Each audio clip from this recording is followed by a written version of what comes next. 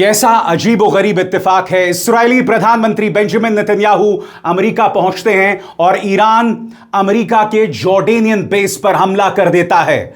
पिछले 2 या 3 दिनों से खामोशी पसरी हुई थी। अमेरिका और ईरान एक दूसरे पर हमला नहीं कर रहे थे, मगर जैसे ही नेतन्याहू पहुंचते हैं ईरान जॉर्डन पर हमला कर देता है और अमेरिका दोबारा ईरान के कई ठिकानों पर हमला कर रहा है।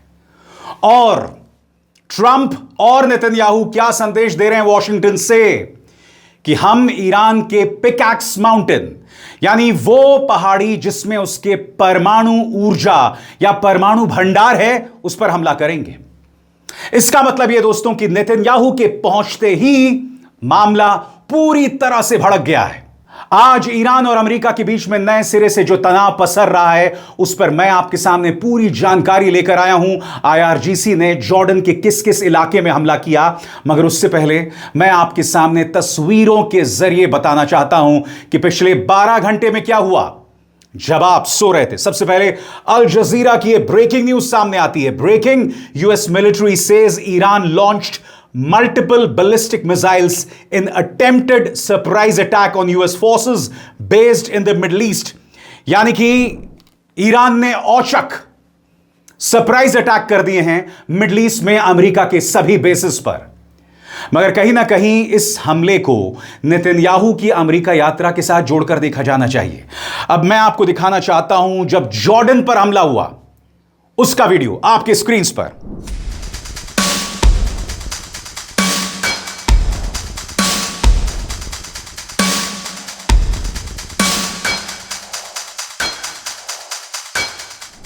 जी हां दोस्तों, मैं आपको बतलाना चाहता हूं यह जो हमला हुआ है वो अमेरिका के मुफावक सॉल्टी बेस पर हुआ है जो जॉर्डन में मौजूद है। अब मैं आपको जॉर्डन में जो हमला हुआ है, यह हमला एक दूसरे एंगल से दिखाना चाहता हूं जो प्रेस टेलीविजन के हवाले से हमें हासिल हुई है। देखा जाए।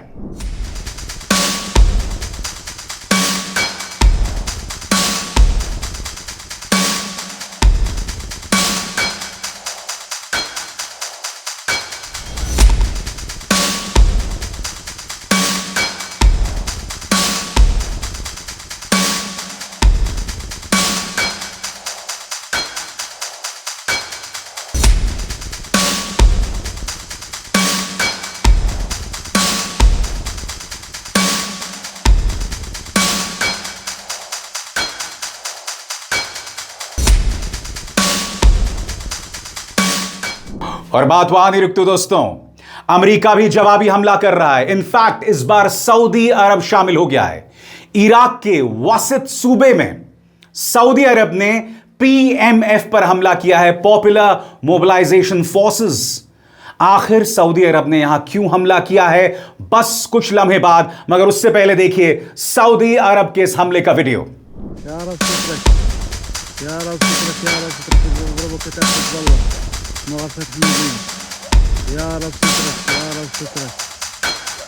क्यों किया सऊदी अरब ने पीएमएफ पर हमला कुछ देर बाद। मगर सबसे पहले दोस्तों, आईआरजीसी ने जॉर्डन के किन इलाकों पर हमला किया है वो अब मैं आपको बताने वाला हूं। प्रेस टेलीविजन की रिपोर्ट आपके स्क्रीन पर।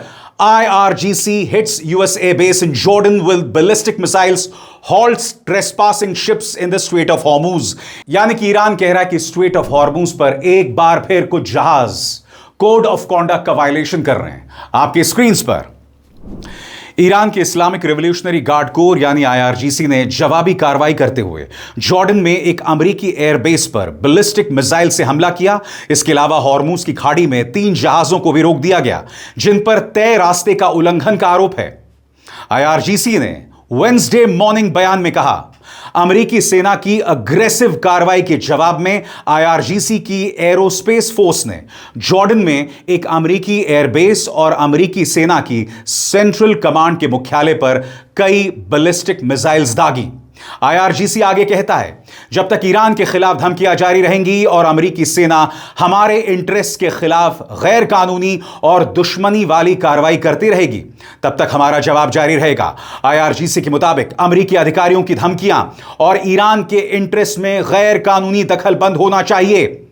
ईरान का आरोप है 7 अप्रैल को अमेरिकी राष्ट्रपति डोनाल्ड ट्रंप के वन साइडेड यानी एक तरफा सीज फायर के ऐलान के बाद भी अमेरिका ने कई बार ईरानी इलाके में एक्शन किया है, कार्रवाई की है।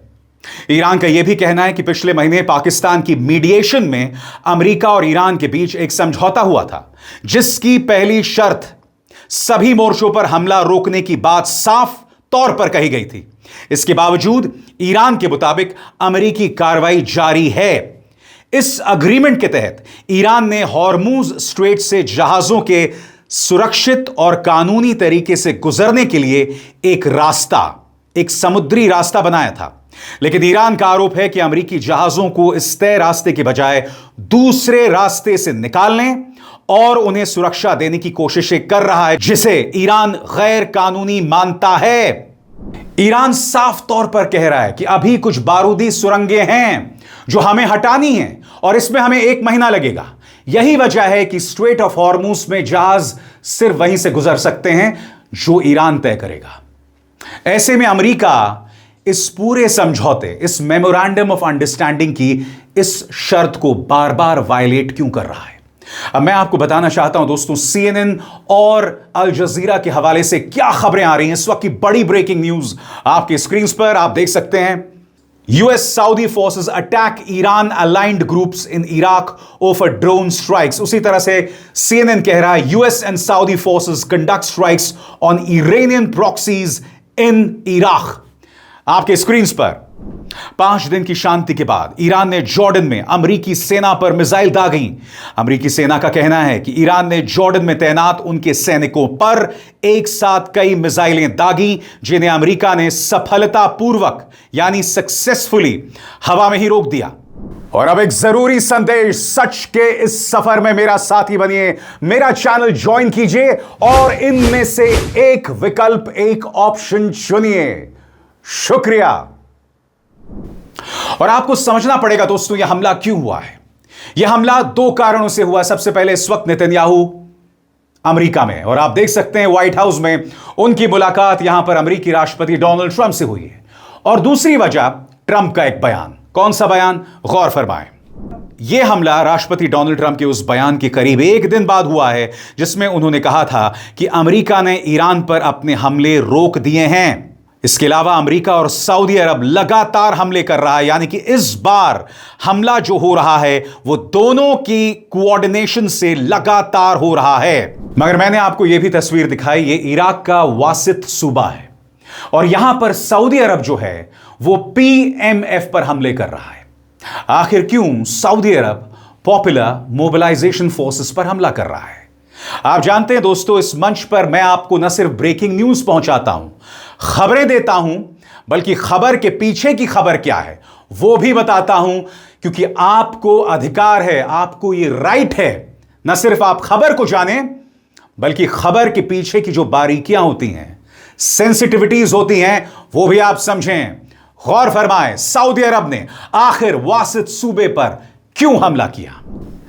हमले की वजह अमेरिका और सऊदी अरब का आरोप है कि इराक में मौजूद ईरान समर्थित गुटों ने हाल के दिनों में अमेरिकी सैन्य ठिकानों और सऊदी अरब के तेल ठिकानों पर कई ड्रोन हमले किए। वासित के जिस ठिकाने को निशाना बनाया गया, वहां बुनियादी तौर से असाइब अहल अल हक और दूसरे ईरान समर्थित मिलिशिया एक्टिव बताए जाते हैं। सऊदी अरब का आरोप है कि इराक की जमीन से उसके तेल ठिकानों पर हमले किए जा रहे हैं, इसलिए उसने अपनी सुरक्षा में की गई इसे एक कार्रवाई बताया। अब आपके जहन में सवाल होगा कि PMF और सऊदी अरब के आखिर कैसे रिश्ते हैं? गौर फरमाएं। PMF यानी पॉपुलर मोबिलाइजेशन फोर्सेस इराक में कई हथियारबंद गुटों का एक बड़ा संगठन है। इसमें ज्यादातर शिया ग्रुप्स हैं और इनमें से कई के ईरान के रेवोल्यूशनरी गार्ड से बेहद करीबी रिश्ते हैं। PMF के कई ग्रुप्स ईरान के रीजनल नेटवर्क्स का अहम हिस्सा माने जाते हैं। इसमें कताइब हिजबुल्ला और असाइब अहल अल हक जैसे ताकतवर गुट शामिल हैं। इनमें से कुछ गुट अमेरिकी सेना और खाड़ी देशों के ठिकाने को निशाना बनाते रहे हैं। इसी वजह से सऊदी अरब PMF के कई गुटों को ईरान की ताकत बढ़ाने वाला और अपने लिए खतरा मानता है। यानी कि सऊदी अरब को लगता है कि पीएमएफ पर हमला करने से उसके तेल ठिकानों पर हमला बंद हो जाएगा। मगर बड़ा सवाल, सऊदी अरब के तेल ठिकानों से ईरान से भी हमला हो रहा है, तो सऊदी अरब ईरान से सीधी जंग क्यों नहीं मोल रहा है? यह है ईरान का खौफ। इस बीच जैसा कि आप तस्वीरों में देख सकते हैं, नेतन्याहू अमेरिका पहुंच चुके हैं और उनके पहुंचते ही अमेरिकी राष्ट्रपति जो हैं वो भड़काऊ बयान दे रहे हैं। कुछ ही दिनों पहले उन्होंने कहा था कि मैं पिकैक्स माउंटेन पर हमला करूंगा। अब एक बार फिर नेतन्याहू के आने के बाद उन्होंने कहा है, जैसे कि आप जानते हैं दोस्तों, पिकैक्स माउंटेन वो माउंटेन है, वो पहाड़ी है जिसके नीचे ईरान ने अपनी न्यूक्लियर मटेरियल को रखा हुआ है, सिक्योर, सुरक्षित। अमेरिकी राष्ट्रपति ने क्या कहा आपके स्क्रीन पर? US President Donald Trump has reiterated threats to target Iran's Pickaxe Mountain as well as bridges and other civilian targets if deal is not made. और यह अपने आप में एक जेनोसाइडल सोच है। आप पिकैक्स माउंटेन पर हमला करेंगे जहां पर न्यूक्लियर सामग्री है। आप यह भी कह रहे हैं कि मैं सिविलियन टारगेट्स को निशाना बनाऊंगा, मैं ब्रिजेस पर हमला करूंगा। ब्रिजेस का इस्तेमाल आखिर कौन करता है? नागरिक करते हैं, सिविलियन करते हैं। इस आदमी का दिमाग पूरी तरह से फिर गया दोस्तों। और जैसे मैंने बताया, नेतन्याहू के पहुंचने के बाद एक बार फिर उनके तेवर उग्र हो गए हैं और नेतन्याहू भी कह रहे हैं कि किसी भी कीमत पर ईरान के पास न्यूक्लियर वेपन्स नहीं हो सकते। सुनिए उन्होंने क्या कहा। סיימתי עכשיו פגישה מצוינת עם הנשיא טראמפ. כשאני אומר מצוינת זה לא מן השפה אל החוץ. שיחה עם שותפות מלאה, עם תמיכה הדדית, עם הבנה על היעד המשותף להבטיח שלאיראן לא יהיה נשק גרעיני וגם יעדים אחרים. אחת השיחות הטובות ביותר שקיימתי עם נשיא ארצות הברית, ידידנו דונלד טראמפ. היה שם גם כל הצוות הבכיר שלו, הצוות הבכיר שלנו, וגם כאן הייתה הזדמנות להחליף רעיונות וגם לתאם תאומים שהם חשובים לביטחון ולעתיד של מדינת ישראל. אני מכאן הולך יחד עם רעייתי שרה לטקס ההשכבה של ידיד נפלא שלנו, לינזי גרהאם. אני בטוח שאני מייצג כאן את כל אזרחי ישראל.